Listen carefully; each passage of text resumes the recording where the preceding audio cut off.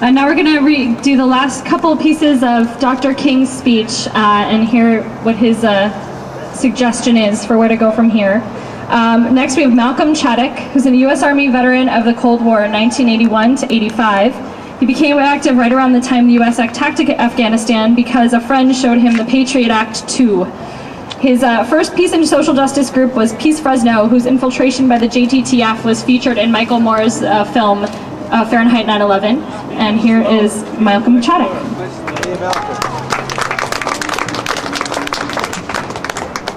Now there is something seductively tempting about stopping there and sending us all off on what in some circles has become a popular crusade against the war in Vietnam. I say we must enter that struggle, but I wish to go on now to say something even more disturbing. The war in Vietnam is but a symptom of a far deeper malady within the American spirit, and if we ignore this sobering reality, we will find ourselves organizing clergy and layman concern committees for the next generation. They will be concerned about Guatemala and Peru. They will be concerned about Thailand and Cambodia. They will be concerned about Mozambique and South Africa. They will be concerned about Iraq and Afghanistan. We will be marching for these and 100 other names and attending rallies without end, unless there is a significant and profound change in American life and policy. And so, such thoughts take us beyond Vietnam, but not beyond our calling as sons of the living God. In 1957, a sensitive American official overseas said that it seemed to him that our nation was on the wrong side of a world revolution. During the past 10 years, we have seen emerge a pattern of suppression, which has now justified the presence of U.S. military advisors in Venezuela. It is with such activity in mind that the words of the late John F. Kennedy come back to haunt us. 5 years ago, he said, "Those who make peaceful revolution impossible will make violent revolution inevitable." Increasingly, by choice or by accident, this is the role our nation has taken. The role of those who make peaceful revolution impossible by refusing to give up the privileges and the pleasures that come from the immense profits of overseas investments.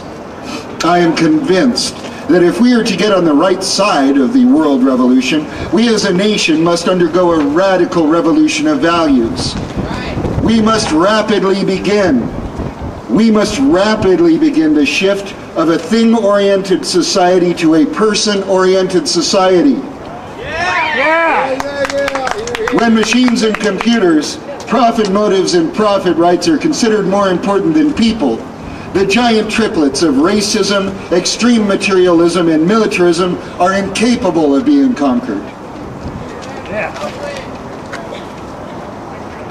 Sticky paper.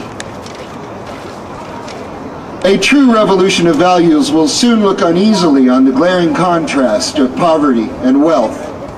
With righteous indignation, it will look across the seas and see individual capitalists of the West investing huge sums of money in Asia, Africa, South America, only to take the profits out with no concern of the social betterment of those countries and say, "This is not just."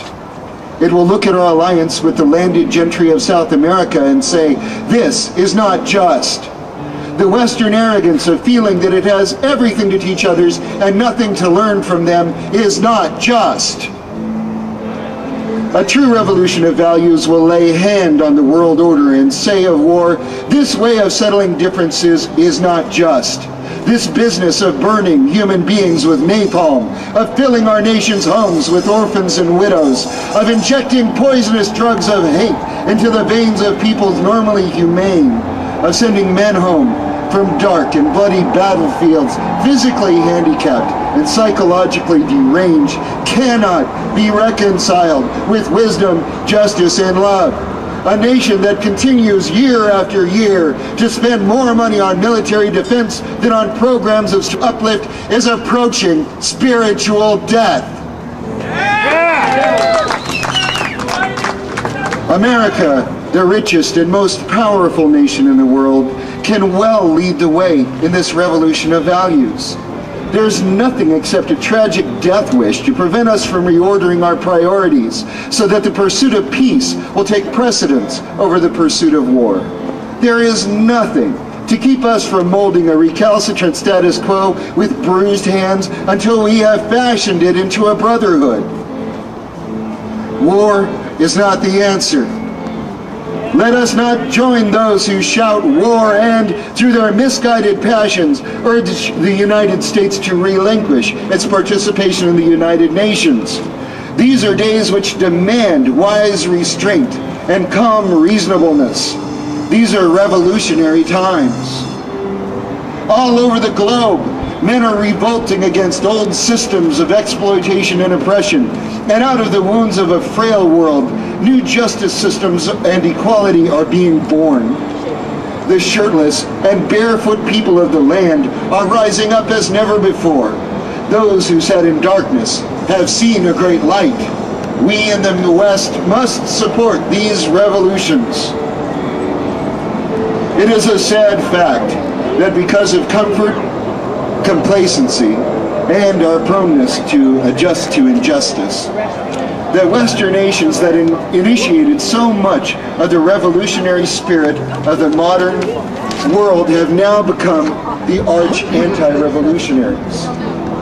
Our only hope today lies in our ability to recapture the revolutionary spirit and go out into a sometimes hostile world, declaring eternal hostility to poverty, racism, and militarism. Amazing. Yeah! All right! Thank you, Malcolm. And we have one last person to read the final piece of Martin Luther King's. Elijah Smith is also a veteran who was in Iraq in 2003.